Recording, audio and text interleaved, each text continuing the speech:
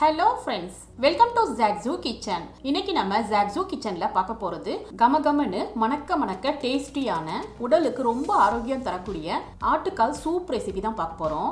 இந்த ஆட்டுக்கால்ல இருக்கிற எலும்புல எலும்பு மஜ்ஜைன்னு சொல்லுவாங்க. அதுல நிறைய சத்துக்கள் இருக்கு. இது கை கால் மூட்டுக்கெல்லாம் நல்ல பலத்தை தரும். கை கால் மூட்டு வலி, ஆர்த்தரைட்டிஸ், இடுப்பு வலியால அவஸ்தைப்படுற பெண்கள் எல்லாம் தாராளமா இந்த சூப்பை வாரத்துக்கு 2 தடவை இல்லைன்னா 3 தடவை வச்சு சாப்பிட்டாங்கன்னா வலிகள்ல இருந்து நிவாரணம் பெறுவாங்க. இதுல calcium, magnesium, phosphorus, potassium, vitamin and minerals நிறைய இருக்கிறதுனால ரொம்ப பலகீனமா வீக்கா உள்ள குழந்தைகளுக்கு இந்த ஆட்டுக்கால் சூப்பை நம்ம செஞ்சு கொடுத்தோம்னா எலும்புகள் பலம் பெறும். ஃப்ரெண்ட்ஸ், இந்த வீடியோ உங்களுக்கு பிடிச்சிருந்ததுன்னா ஷேர் பண்ணி சப்ஸ்கிரைப் பண்ணிக்கங்க. இந்த வீடியோ உங்களுக்கு பிடிச்சிருந்ததுன்னா வீடியோக்கு ஒரு லைக் கொடுங்க ஃப்ரெண்ட்ஸ். வாங்க ஃப்ரெண்ட்ஸ், கொஞ்சம் கூட ஸ்மெல்லே இல்லாம டேஸ்டி அண்ட் ஆரோக்கியமான ஆட்டுக்கால் சூப் செஞ்சிடலாமா? நான் 2 ஆட்டுக்கால் எடுத்திருக்கேன்.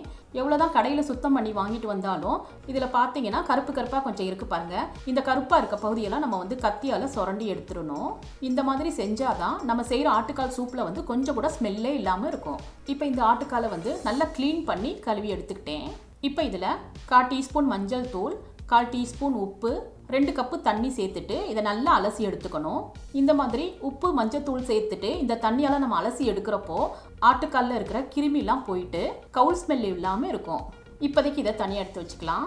மிக்சி ஜாரில் 1 டீஸ்பூன் சீரகம், 1 டீஸ்பூன் மிளகு சேர்த்துட்டு இதை இந்த மாதிரி கொரகொரப்பாக பவுடராக அரைச்சி எடுத்துக்கணும். இப்போ இதில் 1 இன்ச் இஞ்சியை இந்த மாதிரி கட் பண்ணி சேர்த்துக்கிறேன். இது கூடவே 8 பல்லு பூண்டை இந்த மாதிரி கட் பண்ணி சேர்த்துக்கணும். இப்போ இதை மறுபடியும் ரொம்ப பேஸ்ட்டாக அரைச்சிடாம கொரகொரப்பாக இந்த மாதிரி அரைச்சி எடுத்துக்கணும். இப்போ இதில் 25 சின்ன வெங்காயத்தை சேர்த்துட்டு மறுபடியும் கொரகொரப்பாக அரைச்சி எடுத்துக்கணும். ஃப்ரெண்ட்ஸ், பெரிய வெங்காயம் சேர்க்கக்கூடாது, சின்ன வெங்காயம் சேர்த்தாதான் சூப்பு டேஸ்ட்டாக இருக்கும்.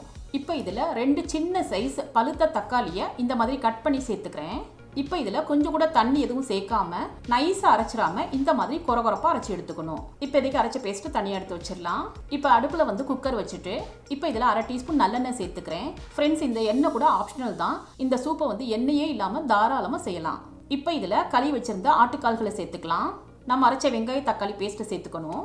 இப்போ இதில் 1/2 டீஸ்பூன் மஞ்சள் தூள், 1 டீஸ்பூன் கல் உப்பு, 1/2 டீஸ்பூன் கரம் மசாலா, 2 பச்சை மிளகாவை இந்த மாதிரி கட் பண்ணி சேர்த்துக்கிறேன். பொடியாக கட் பண்ண கொத்தமல்லி கொஞ்சம் சேர்த்துக்கணும். லாஸ்ட்டாக 1 டீஸ்பூன் மல்லித்தூள் சேர்த்துட்டு இதை நல்லா கலந்துக்கணும்.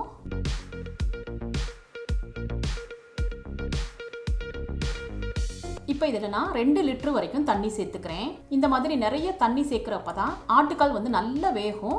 ஆட்டுக்கால் நல்லா வெந்தாதான் சூப்பு நல்ல டேஸ்ட்டாக நிறைய குவான்டிட்டியில் இருக்கும். ஃப்ரெண்ட்ஸ், நீங்கள் எடுத்திருக்க ஆட்டுக்காலுக்கு தகுந்தாப்புல அதே சமயம் குக்கரோட அளவுக்கு தகுந்தாப்புல நீங்கள் தண்ணியை கூட குறைய சேர்த்துக்கோங்க.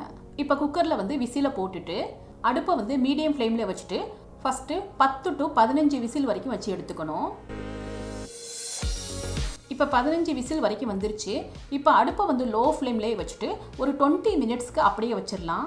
ஃப்ரெண்ட்ஸ், இந்த மாதிரி நம்ம 20 மினிட்ஸ்க்கு ஆட்டுக்காலை லோ ஃப்ளேம்லேயே வச்சுட்டு தம் பண்ணுறப்ப தான் நல்ல எலும்பெல்லாம் சாஃப்டாகி பீஸாக அது உடையும். 15 விசில் விட்டதுக்கப்புறம் 20 நிமிஷம் தம்மில் போட்டுட்டு அடுப்பை ஆஃப் பண்ணி எடுத்துக்கிட்டேன். இப்போ குக்கர் ஓப்பன் பண்ணி பார்த்துடலாம். இந்த சூப்புக்கு மேலே மிதக்கிற எண்ணெயெல்லாம் உடம்புக்கு தேவையான நல்ல கொழுப்பு தான். சூப் எவ்வளோ டெம்டிங்காக இருக்குது பாருங்கள். எவ்வளோ தண்ணி சேர்த்துருந்தோம் பாருங்க. அதெல்லாம் நல்லா வத்தி சூப்பு நல்ல கமகமன்னு வாசமாக இருக்குது. சூப்பு மட்டும் இல்லை, இதில் இருக்க எலும்பெல்லாம் கூட கடிச்சு சாப்பிட்லாம். அந்த அளவுக்கு எலும்பு சாஃப்ட் ஆகிடும். இந்த மாதிரி நம்ம ஆட்டுக்காலை நல்லா வேக வச்சு சாப்பிட்றப்ப தான் இதோட முழு பயனும் நம்மளுக்கு கிடைக்கும். இந்த மாதிரி ரொம்ப சாஃப்டாக டேஸ்ட்டாக ஆட்டுக்கால் சூப்பை உங்கள் குழந்தைகளுக்கு செஞ்சு கொடுத்தீங்கன்னா திரும்ப திரும்ப கேட்டு வாங்கி சாப்பிடுவாங்க. அந்த அளவுக்கு இதோட டேஸ்ட் அட்டகாசமாக இருக்கும். இந்த சூப்பை நீங்கள் தனியாகவும் குடிக்கலாம், இல்லைன்னா இட்லி, இடியாப்பம், ஊத்தாப்பத்தோடு சேர்த்து சாப்பிட்றப்ப டேஸ்ட் சூப்பராக இருக்கும். கண்டிப்பாக ஒரு தடவை ட்ரை பண்ணி பாருங்கள். ஃப்ரெண்ட்ஸ், இந்த டேஸ்டி அண்ட் ஹெல்த்தியான ஆட்டுக்கால் சூப் ரெசிபி உங்களுக்கு பிடிச்சிருந்ததுன்னா நீங்கள் ட்ரை பண்ணி உங்கள் எக்ஸ்பீரியன்ஸை கமெண்ட்டில் ஷேர் பண்ணுங்கள். சுவையான சமையல், சுகமான வாழ்வு. தேங்க்யூ.